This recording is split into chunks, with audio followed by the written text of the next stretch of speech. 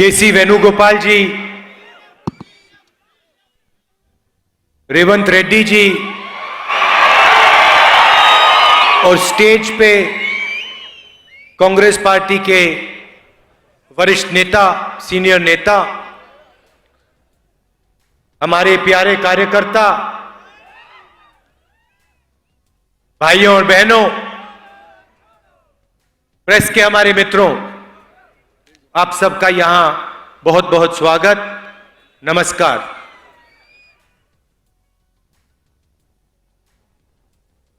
कुछ महीने पहले हमने ये भारत जोड़ो यात्रा कन्याकुमारी से शुरू की और आज सुबह हम हैदराबाद पहुंचे। यात्रा नफरत और हिंसा के खिलाफ है। बीजेपी और आरएसएस देश में सिर्फ नफरत और हिंसा फैलाने का काम कर रहे हैं। एक भाई को दूसरे भाई से लड़ाने का काम कर रहे हैं। और भाइयों और बहनों, इससे देश मजबूत नहीं होता है, इससे देश कमजोर होता है। देश की शक्ति देश को आगे ले जाने के बजाय लड़ाई झगड़े में, नफरत में जाया हो जाती है। हमारी यात्रा कन्याकुमारी से शुरू हुई और कश्मीर तक जाएगी। इसको कोई शक्ति, आंधी, तूफान, बारिश, धूप, कोई शक्ति नहीं रोक सकती है। यह सिर्फ एक यात्रा नहीं है, यह हिंदुस्तान की सच्ची आवाज है। आप देखिए, यात्रा में आपको नफरत नहीं दिखाई देगी, मारपीट झगड़ा नहीं हो रहा है, एक भाई दूसरे को गाली नहीं दे रहा है, किसी की पिटाई नहीं हो रही। प्यार से नदी जैसे लाखों लोग एक साथ चल रहे हैं। सब धर्म के लोग हैं, हर जात के लोग हैं, बुजुर्ग लोग हैं, युवा हैं, माताएं हैं, बहनें हैं, सब एक साथ चल रहे हैं। धक्का लगता है, कोई गिर जाता है, एकदम एक सेकंड में पूरी की पूरी भीड़ मदद करती है। कोई ये नहीं पूछता तुम्हारा धर्म क्या है, जात कौन सी है, कौन सी भाषा में बोलते हो, कहां रहते हो, ये सवाल नहीं पूछे जाते। एकदम एक साथ सब लोग गिरे हुए व्यक्ति को उठा देते हैं। यह हिंदुस्तान का इतिहास है, यह हैदराबाद का इतिहास है।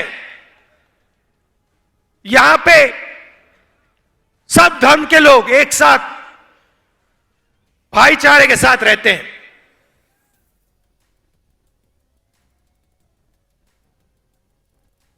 यह आपकी सच्चाई है। 2-3 शिकायतें हैं। मैंने सोचा था कि देश में सबसे ज्यादा पोल्यूशन दिल्ली में है, पता लगा कि हैदराबाद नंबर एक नंबर पे है।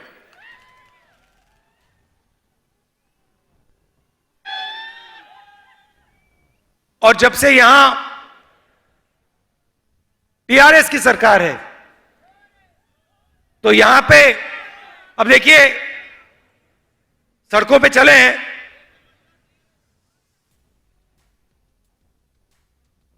मगर सड़कें कम हैं, गड्ढे ज्यादा हैं।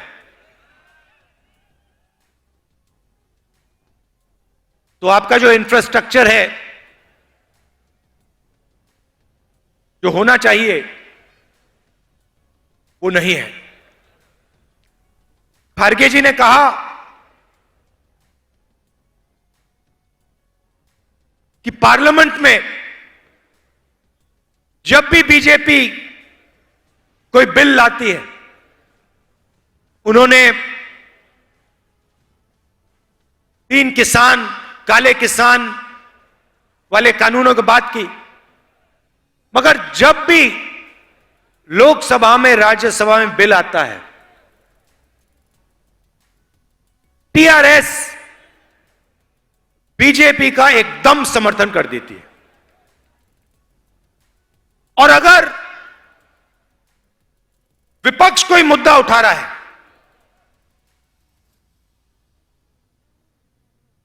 ध्यान बांटने के लिए एकदम टीआरएस के लोग कोई और मुद्दा उठाना शुरू कर देते हैं। भाइयों और बहनों, बीजेपी और टीआरएस एक साथ काम करते हैं। गलतफहमी में मत आइए। ये चुनाव से पहले ड्रामा करते हैं आपके चीफ मिनिस्टर, मगर डायरेक्ट लाइन है नरेंद्र मोदी जी के साथ। इधर फोन उठाते हैं, वहां मोदी जी फोन उठाते हैं, 1 सेकंड नहीं लगता। और फिर मोदी जी आपके चीफ मिनिस्टर को ऑर्डर देते हैं, आज ये करना है, कल वो करना है।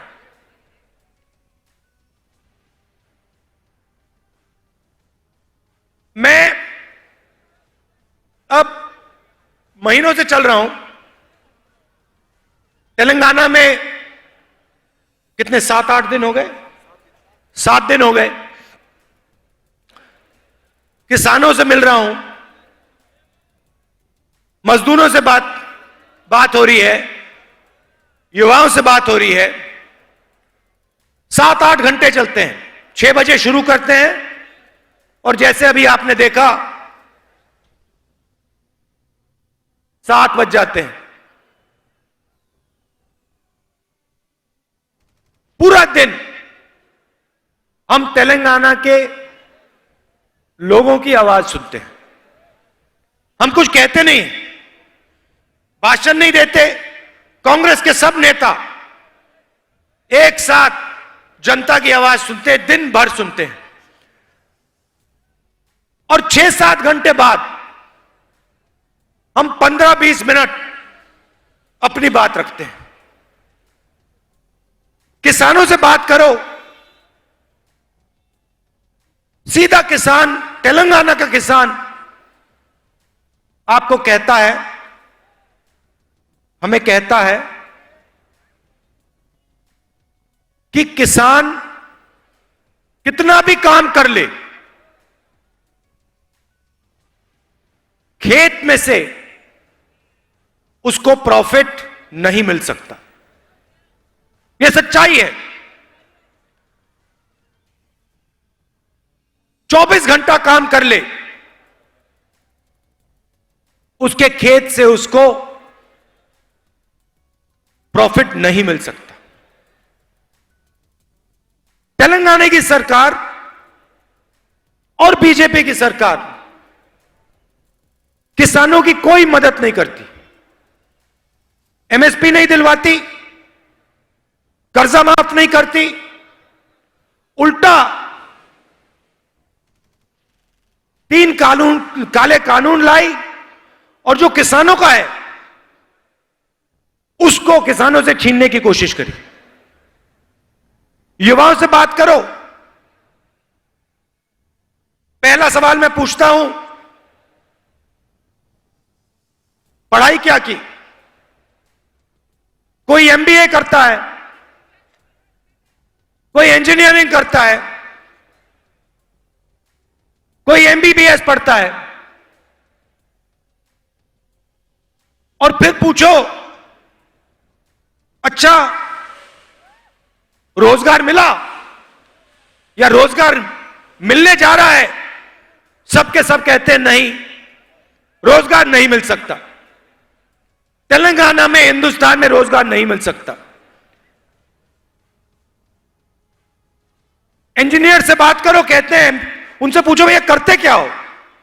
तुमने इंजीनियरिंग डिग्री की, मैकेनिकल इंजीनियरिंग की, सॉफ्टवेयर इंजीनियरिंग की, सिविल इंजीनियरिंग की, करते क्या हो?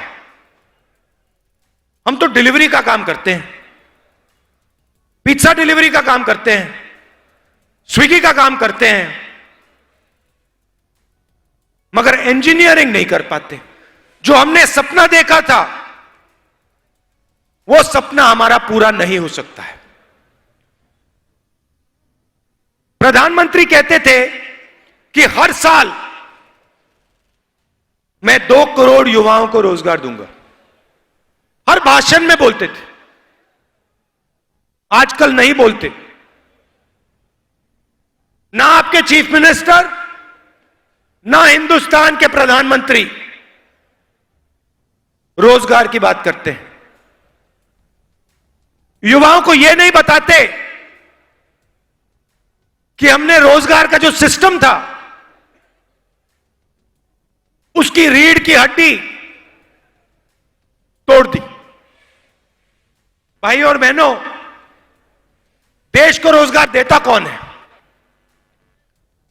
देश को रोजगार छोटा व्यापारी, किसान, जो स्मॉल और मीडियम बिजनेस चलाते हैं, वो रोजगार देते हैं। नरेंद्र मोदी जी ने नोटबंदी करके, गलत जीएसटी लागू करके और कोविड के समय जो इनकी मदद नहीं की, इन 3 चीजों के कारण जो स्मॉल और मीडियम बिजनेसेस हैं, छोटे व्यापारी हैं, दुकानदार हैं, इन सब की रीढ़ की हड्डी बिजनेस खत्म हो गया है। ये रोजगार नहीं दे पाते हैं। सरकार चुने हुए लोगों के लिए काम करती है।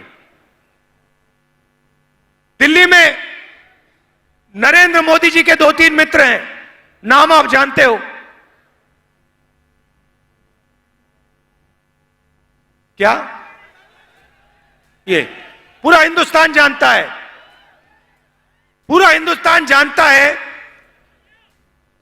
कि इनके जो मित्र हैं, मैं तो हैरान हो गया। आज सुबह मैंने रेवंत जी से पूछा, ये अभी तक हैदराबाद का एयरपोर्ट है, ये उनके हवाले कैसे नहीं हुआ? अब देखना, देख लेना, थोड़ी देर बाद ये उसको उठा के ले जाएंगे। हिंदुस्तान के पोर्ट्स, सड़कें, एयरपोर्ट,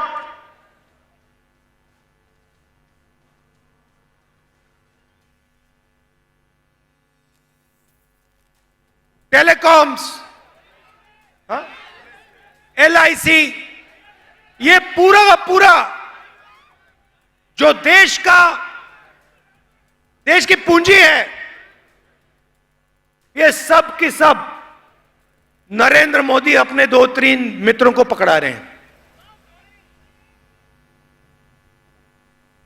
और इधर इनका एक तरफ धरनी पोर्टल है, रात को देखते हैं भैया कहां किसकी जमीन गई, कितनी जमीन मिली मुझे, कहां कहां से केसीआर जी ने जमीन हड़पी, रात को वो देखते हैं। सुबह उठते हैं और इंफ्रास्ट्रक्चर के जो प्रोजेक्ट्स हैं, सिंचाई के जो प्रोजेक्ट्स हैं, उनमें से पैसा हड़पने का काम करते हैं।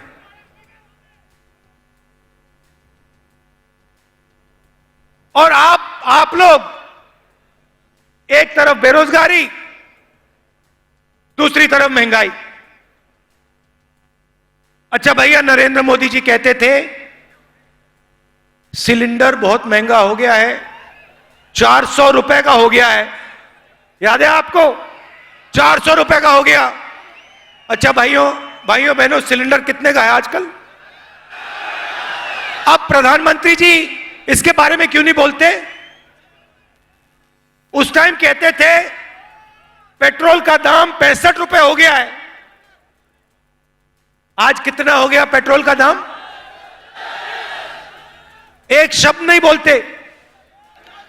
तो आप लोग, हिंदुस्तान के गरीब लोग, मिडिल क्लास के लोग, एक तरफ बेरोजगारी, दूसरी तरफ महंगाई, इन दोनों के बीच में आप पिस जाते हो, दब जाते हो। और पूरा का पूरा फायदा 2-3 उद्योगपतियों को मिलता है। वो जो भी सपना देखना चाहते हैं देख सकते हैं। उनको एयरपोर्ट चाहिए, पोर्ट चाहिए, जमीन चाहिए, एक सेकंड में उनको मिल सकती है। मगर अगर एक छोटा व्यापारी अपना बिजनेस चलाना चाहे, अगर एक दुकानदार लोन लेना चाहे, नहीं मिल सकता, सवाल नहीं उठता। ये लोग लाखों करोड़ रुपए का लोन ले सकते हैं।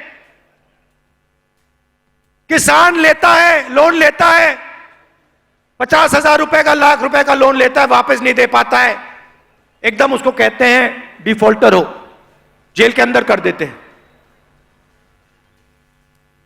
डंडे मारते हैं, लाठी मारते हैं, जेल के अंदर कर देते हैं। मगर अगर अरबपति लोन लेता है, वापस नहीं दे पाता, तो उसको डिफॉल्टर नहीं कहते, उसको कहते हैं ये तो नॉन परफॉर्मिंग एसेट है। तो दो हिंदुस्तान बन रहे हैं, एक चुने हुए अरबपतियों का, जो भी करना चाहते कर सकते हैं, इनके लिए कोई कानून नहीं है, जो भी सपना ये देखना चाहते देख लेते हैं, पूरा कर देते हैं। और दूसरा हिंदुस्तान गरीबों का, किसानों का, मजदूरों का, मिडिल क्लास का, छोटे व्यापारियों का, स्मॉल और मीडियम बिजनेस चलाने वालों का, उसमें आपको कोई सपना नहीं दिख सकता। और अगर आपने सपना देखा, पूरा होने का सवाल ही नहीं। यह है हिंदुस्तान। इसीलिए हमने भारत जोड़ो यात्रा शुरू की,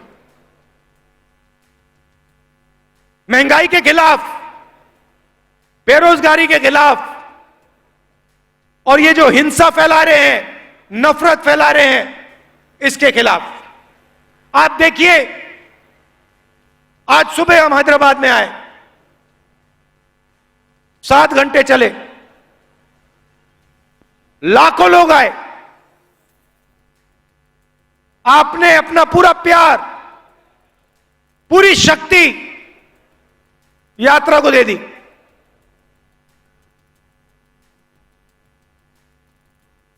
आमतौर से क्या होता है, व्यक्ति सुबह उठता है, थकान नहीं होती, 6-7 घंटे बाद चलने के बाद थकान लगती है। आप किसी भी यात्री से पूछ लीजिए, मुझसे मत पूछिए, आप किसी भी यात्री से पूछ लीजिए और वो आपको बताएगा शाम को जो हम कदम लेते हैं, उसमें सुबह वाले कदम से कम थकान होती है। अजीब सी बात है, किसी भी यात्री को थकान नहीं हो रही है।